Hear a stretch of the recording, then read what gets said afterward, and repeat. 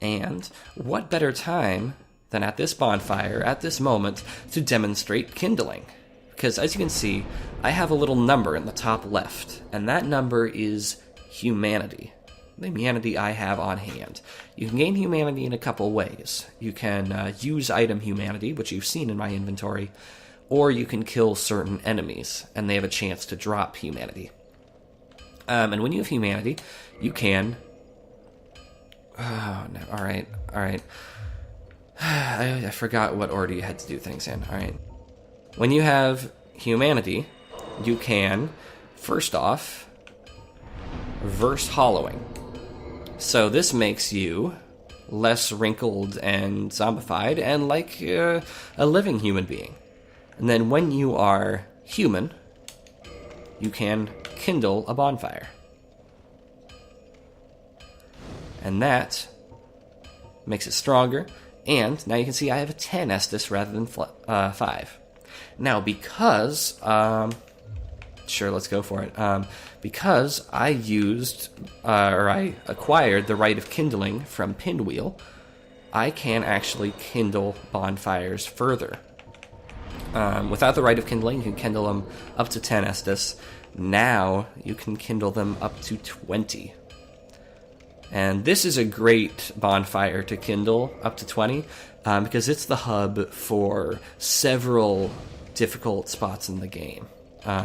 It's the hub for the Undead Parish. It's the hub for that area over there. And it's the hub for that forest that we saw over the sides. Also, hello. This is... I think you're the same spirit we saw earlier. This is Andre. You must be a new arrival. I'm Andre of Astora. If you require something, Cool guy. speak to me. He will make your weapons stronger by reinforcing them, using titanite of various forms. The Gravelord sword, because it's a very special weapon, needs a special kind of titanite called demon titanite, which is very rare. But I'm pretty sure there's a pretty good place we can get it nearby. So, I'll be seeing you then. just real quick. What's up, Mother Trucker? This is Titanite Demon. Remember we met one earlier. Now, these guys are strong. They're definitely strong. But if you kill them, they will give you wonderful rewards.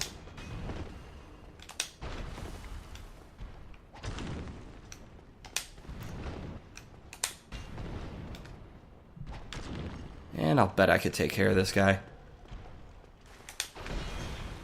So you can see he has both a lot of HP, and he does do a lot of damage if he hits you. But since he's very big, generally his tells are quite clear.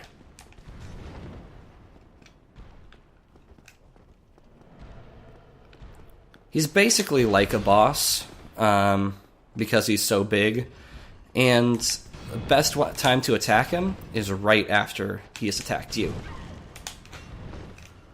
And because you'll probably need to back up and use some Estus.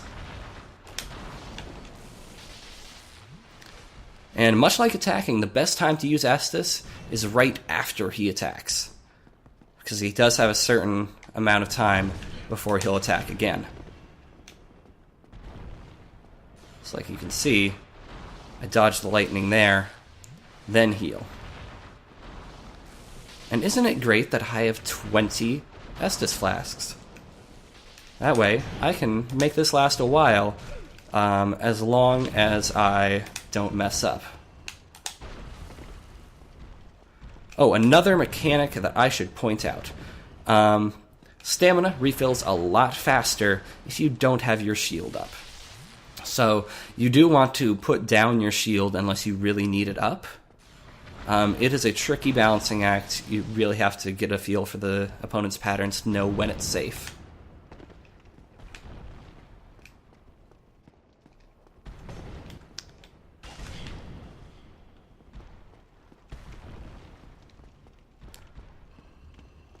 Now, overall, it's not too risky to fight this guy, because there is the bonfire right there. But it is still kind of annoying, because you can see there's all this debris and these broken pillars on the ground, and that will really disrupt where you can safely move and safely roll. Also, right now I don't have a whole lot of stamina, which means I can only roll so many times and get an attack. But he's gone, and he will drop for us a chunk of demon titanite. And we can go give that to Andre, and he will level up this Gravelord sword to be even more powerful. Depending on the weapon, you can upgrade it to plus 15, or plus 5, or plus 10. It's all a little different. But let's reinforce our weapon, and you can see it goes from 265 to 291. Oh, that is so good. Look at how much the first level longsword increases. It increases by 8. This increases by, what, 25? 26? Very much worth the investment. Steep souls requirement for upgrading a weapon like this compared to these, but oh, doing it can do so much more damage. Now, if I really wanted to, I could run back to the catacombs and kill that titanite demon that we met right by Nito's coffin, and get another chunk of demon titanite and upgrade to plus 2. I don't feel like doing that right now. Maybe some other time.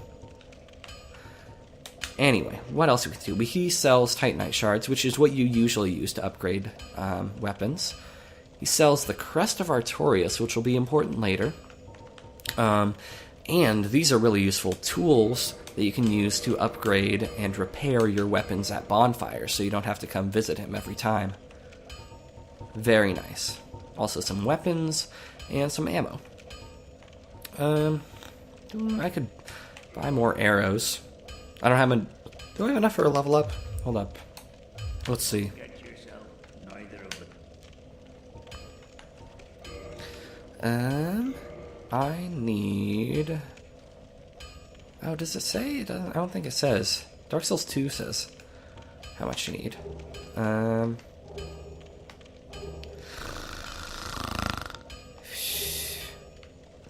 it's probably somewhere in that massive numbers. Let's see.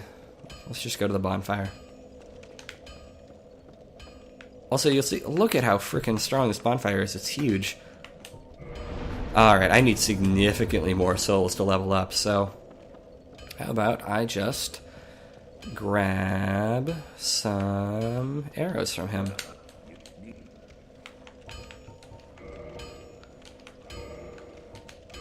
And also, one last thing, learn gesture. So certain NPCs can teach you gestures, which I haven't really talked about yet. But you can do certain actions. And in online play, this is the only way to communicate with people in real time. No voice chat, no nothing. So if you're about to start a duel with someone, you'll bow. If you're super excited, you'll do the dance of joy. And Andre just gave us hurrah. Just pretty good. Pretty good. Pretty cool. Alright.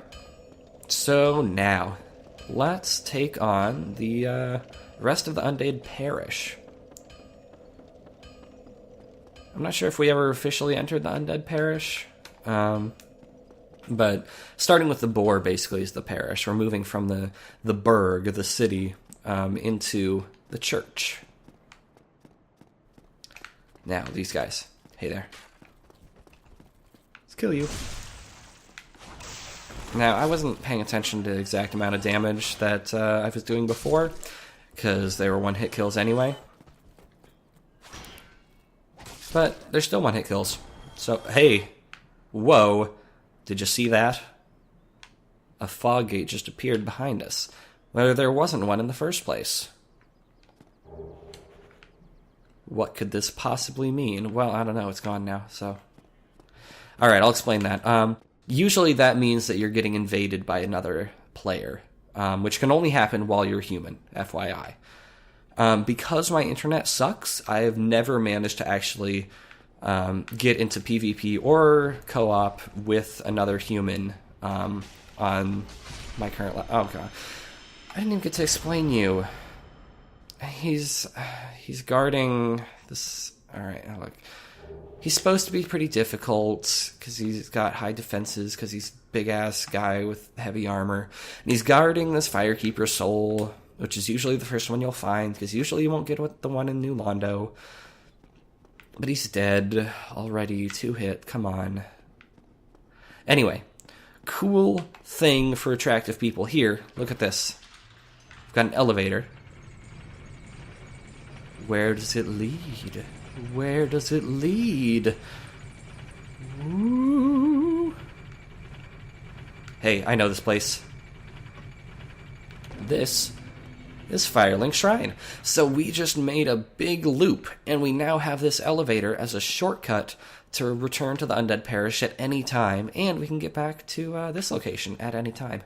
Very convenient. Very convenient. Now, there's nothing pressing that we need here, other than we can cache... Oh, gosh darn it. We can go cache that Firekeeper soul. And there was a thing that I wanted to show off with that, but it didn't work, so I've never been able to do that reliably, even though I thought I knew how to do it reliably now. Annoying. Whatever, let's go meet with Anastasia, cash in this Firekeeper soul that we have, and make our Estus flasks even more powerful.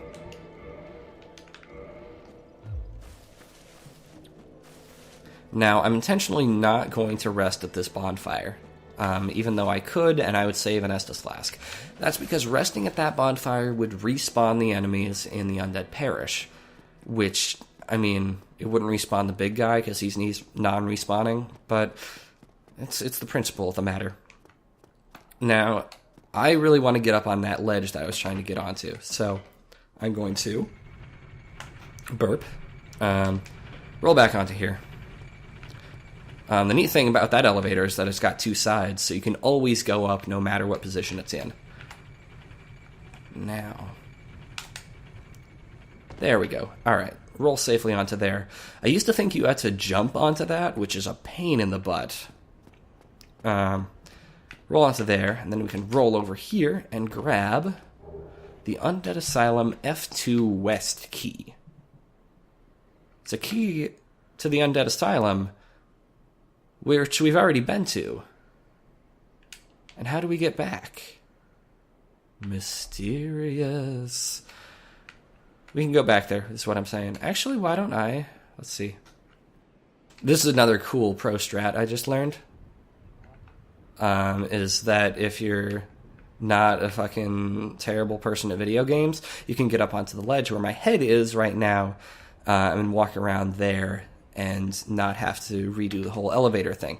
But because I am a schlub, everything is terrible, and I am not able to do that. Hey! I just heard a bell. Also, wow. Yeah, so the cool thing about the bell... It's... Okay, this is really distracting me. I'm going to put on some pants. Is this gonna be... This isn't gonna be much. It's something. I don't want to put on the heavy stuff, though. Ooh, I kind of like that, actually. That's not bad. Do I have a top?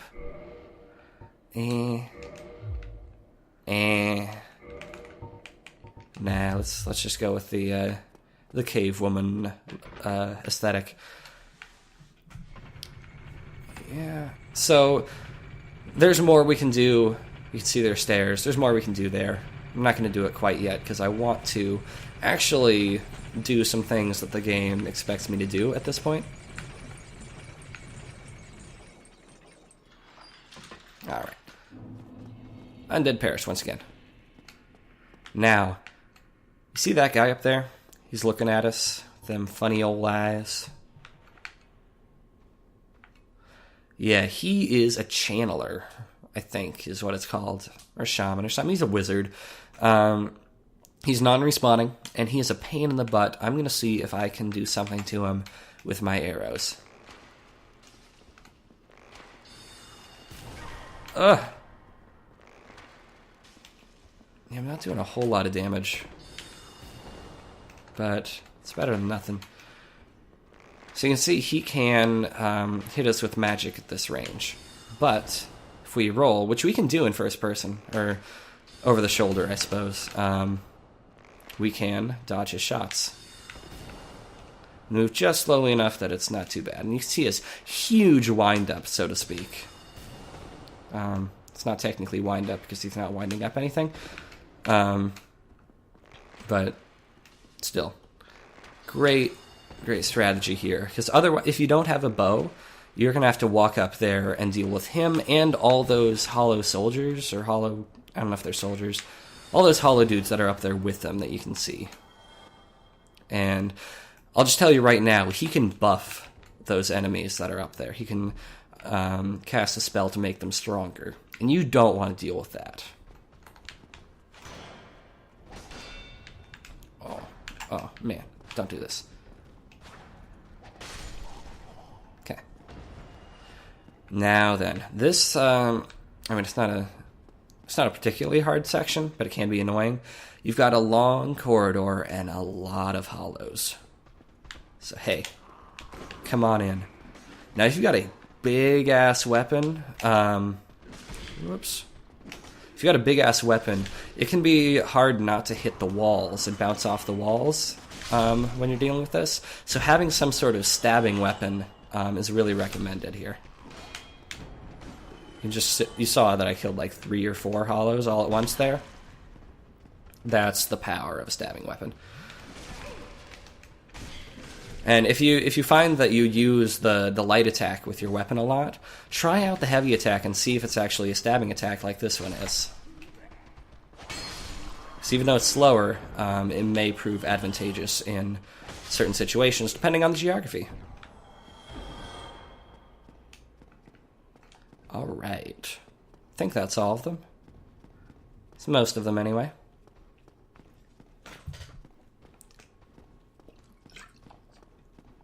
Oh, there's another dude. Hey there. You can see we're having to fight a couple dudes on stairs here. I'm not sure how much that affects the gameplay. Maybe if you have a dagger with very, very short range, that height differential can cause problems in terms of actually hitting your enemy. I'm not sure.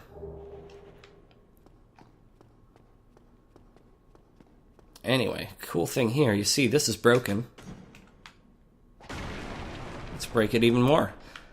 And find... There's a guy in a cell. Oh, still human, are you? Then I am in luck. Could you help me? Well, he sounds trustworthy. Without recourse. Alright, let's open it up. Oh, it's locked. We need a key, and it's not any of the keys that we've already found. You know where that key is? It's in the route that you're supposed to take when the guy closes the gate to the Undead Parish. So, I'm going to use a bit of foreknowledge here, like I haven't already been using that for the entire playthrough, and tell you he can escape on his own. If you don't do anything, he will escape on his own.